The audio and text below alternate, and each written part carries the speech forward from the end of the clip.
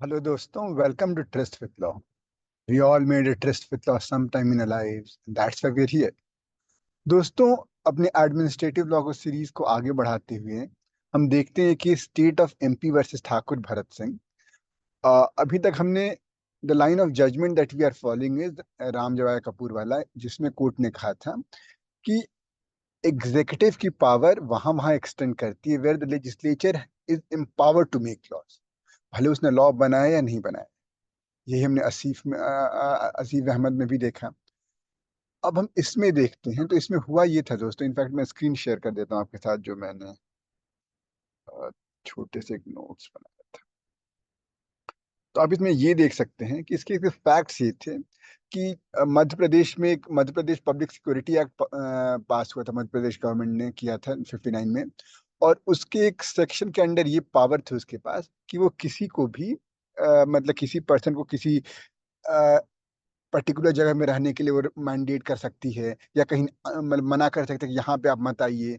ये भी कह सकती है कि आप पर रोज या every alternate day, every week आप किसी पुलिस स्टेशन में जाकर रिपोर्ट कीजिए या अपने वेयर अबाउट्स बताइए वहां पर। और अगर आप ये सब नहीं फॉलो कर और अगर आप ये सब नहीं करते हैं विद इन द टाइम, आप ये तो आपको पुलिस वहां पे लाके फोर्सफुली वहां ले जा सकती है। आपको 1 साल तक का अरेस्ट किया जा सकता है इसके वायलेशन के लिए।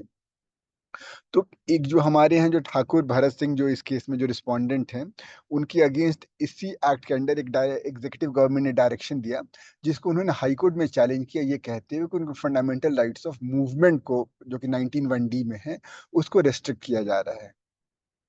हाई कोर्ट ने उस ऑर्डर के कुछ प्रोविजंस को बोला कि ये गलत है। क्यों?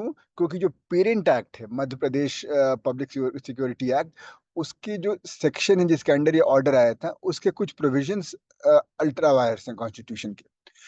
अब उसके बाद जब मैटर ये सुप्रीम कोर्ट में आता है, एक लेटर्स पेटेंट अपील हुआ डिवीजन बेंच की, आप जब सुप्रीम कोर्ट में आता है तो सुप्रीम कोर्ट में भी रिस्पोंडेंट ये आर्ग्यू करता है, लेकिन गिवन कि स्टेट अपील में आया है क्योंकि हाई कोर्ट ने इस एक्ट के कुछ प्रोविजंस को अल्ट्रा वायर्स बताया था।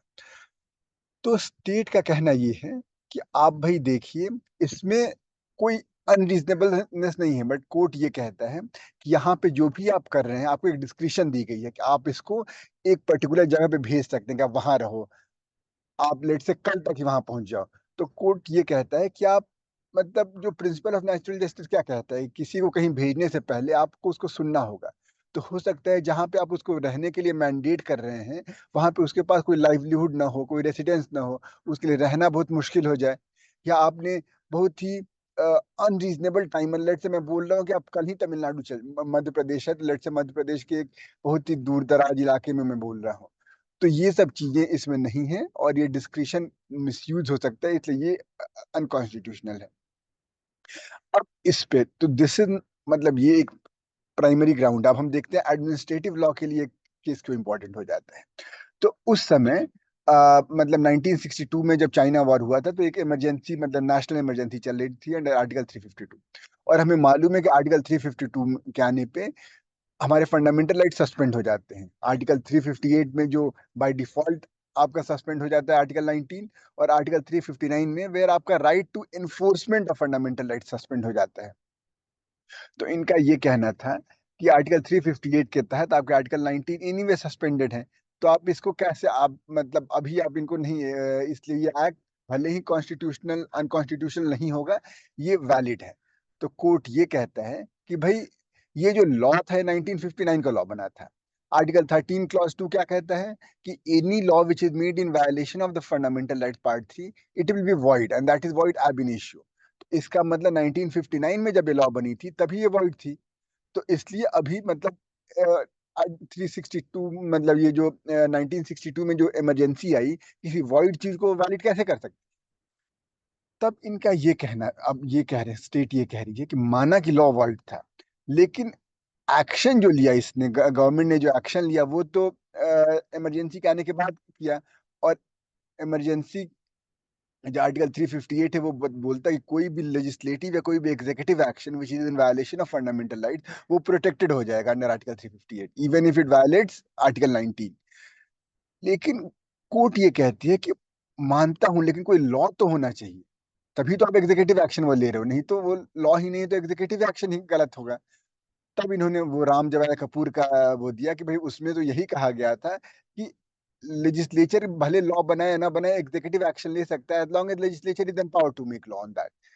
तब कोर्ट ये कहती है, कोर्ट ने इसको डिस्टिंग्विश किया। कोर्ट कहती है कि वहां पे जो आपको याद होगा कि वो कोर्ट ये कहती है कि पब्लिशर्स के पास बस एक प्रोस्पेक्ट था, चांस था कि उनका बुक एक्सेप्ट हो जाएगा, तो दैट इज नो राइट, उनकी राइट टू प्रॉपर्टी या राइट टू लाइवलीहुड उस वहां पे नहीं है। तो बट जबकि यहाँ पे कह रही है कि आपकी यहाँ पे प्रेजुडिस कॉज हो रहा है, आपकी फंडामेंटल राइट ऑफ मूवमेंट यहाँ पर रिस्पोंडेंट की अफेक्ट हो रही है, और इसलिए यहाँ पे लॉ होना जरूरी है।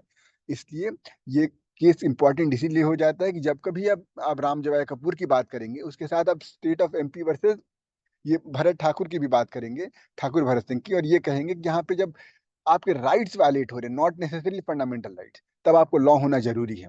वहां पे भी कहा गया था, इनफैक्ट राम जवाया कपूर में भी कोर्ट ने कहा था कि जब टैक्सेशन की बात आ जाएगी या राइट्स वायलेट होने की बात हो जाएगी, तब आपको लॉ चाहिए होगा। तो दोस्तों ये था हमारा case. Let me stop sharing the screen now. तो ये था हमारा case, state of MP versus Thakur Bharat Singh. और आप, आई होप आपको समझ में आया होगा। इसमें यही केस रिफर किया गया था, राम जवाया कपूर, और डिस्टिंग्विश किया गया।